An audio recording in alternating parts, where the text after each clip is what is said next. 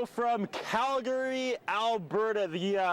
The Shaw Saskatoon guys are taking the 2010 Calgary Comic Con by storm. This is the first time any of us have ever been to something like this. It has already been a crazy 12 hours since we drove down. I'm excited. You can see all sorts of people behind me. They're in costume. This is going to be an eye-opening experience. We're so excited to do this. Thoughts? Jay Neufeld, you're ready to go. I am ready to go. Spock is here. I'm representing. Man. Sal Liccardo? I am very excited. I've always wanted to go to a Comic-Con. I can't even believe we're here. Okay, we got to Calgary last night, and this is where we need to start. This is the starting point of our trip. Okay, Sal runs up to the hotel room for like exactly maybe 1 minute, and in that minute he's gone. Like, everything breaks loose right out front of our hotel, Jay. Yeah. We just walk outside, and there's a bunch of girls, and they look at Curtis and like, oh, you're from the news! You're from Saskatoon! Yeah. I'm more famous from being on Shaw Saskatoon in Calgary than I am actually in Shaw Saskatoon. So we've got these wall of girls jumping up and down, giving me high fives, and then the sky opens up. Yeah, and then punches start being thrown. Not us, just like 5 feet down the sidewalk. Someone takes a foot to the face, and people start And hustling. there's like a full-on rumble right behind the wall of girls who I kind of hide behind. Yeah. And then it gets broken up, and there's people calling the cops, and everybody's running away. And then 30 seconds later, Sal Liccardo comes back down. Hey guys, what did I miss? I still don't believe that it happened. I don't fully believe it. It was like the worst timing ever. But regardless, that was an odd story to start with. Yeah, here we are at the 2010 Calgary Comic Con. We're about to go inside and take this all in. We're going to be here for a while, go pop some corn, grab some Coke. It's going to be a good time.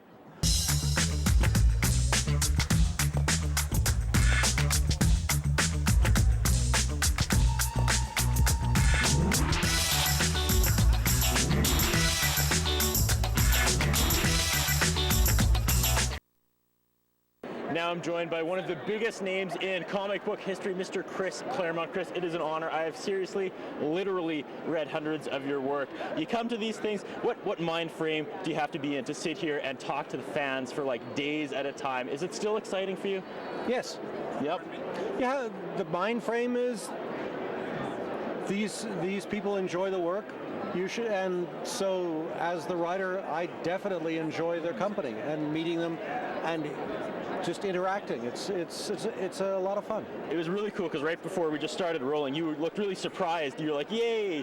And I guess it was a comic that people don't usually ask you to sign. No, it wasn't that they didn't ask me to sign. It's one that's just come out 2 days ago. I hadn't seen it yet. Oh, right on. What do you think is one of your most underrated works of art that you'd like to see people bring on by and talk to you about? Something that people don't usually bring up, because obviously I've seen a huge slew of X-Men here, but that's just, yeah. The one I haven't done yet. The next issue. Okay. The book that comes out next week. Nice.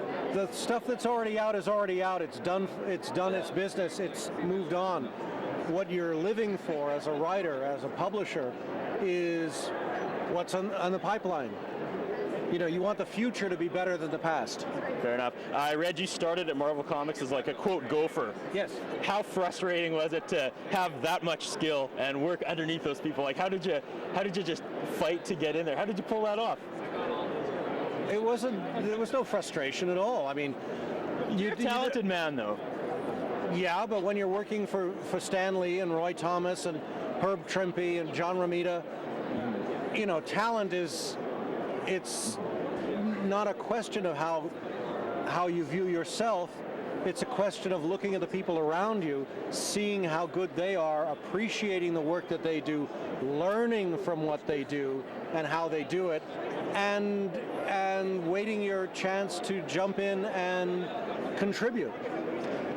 You never look on it as I'm here and I want their slot. Yeah. No. These guys are the very best at what there is at what they do. To even think of being part of that is ambition. You know, it's a tremendous ambition. Fulfilling it is a treat. Very well said. Of course, you're probably most known for your work in X-Men. You co-created, Sabretooth, Rogue, all the huge characters from the 80s and early 90s. They're still on today. What do people want to talk about most when they finally get to meet Chris Claremont? Actually, a lot of people just get very shy. Really? Yeah. I mean, the cool stuff is what do you like? What don't you like? What's going to happen next? Why do you like this book? what's cool, what's not cool. You know, you just play it as it goes. All right, what's up next for Chris Claremont? Just work the next issue of X-Men, the next arc, other projects.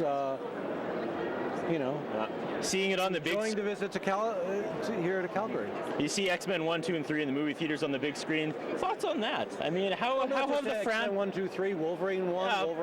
Wolverine 2 is being based on the graphic novel that Frank Miller and I did. So, what's to complain about? This is just totally cool. Awesome. All And I right. got my 30 seconds of fame in the third movie. Yeah, you were the lawnmower guy, weren't you? Yeah. Yeah.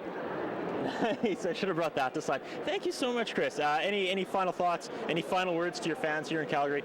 You should come to the convention. We're having a great time. There's some really wonderful people here. Leonard Nimoy for one, Malcolm McDowell for another. It's a wonderful time. Chris Claremont, it's been a complete honor. Thank you so much. My pleasure. Go back to signing. I won't keep you any longer.